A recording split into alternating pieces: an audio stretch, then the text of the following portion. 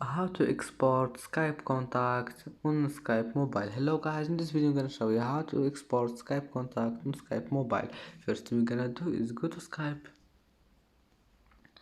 and now click here on your profile and then click settings and then account and profile.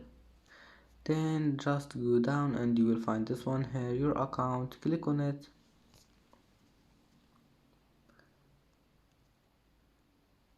and now all you need to do is just go down and you will find this one here, settings and preferences. Click on it and then just click this one, export contacts, and it will be exported.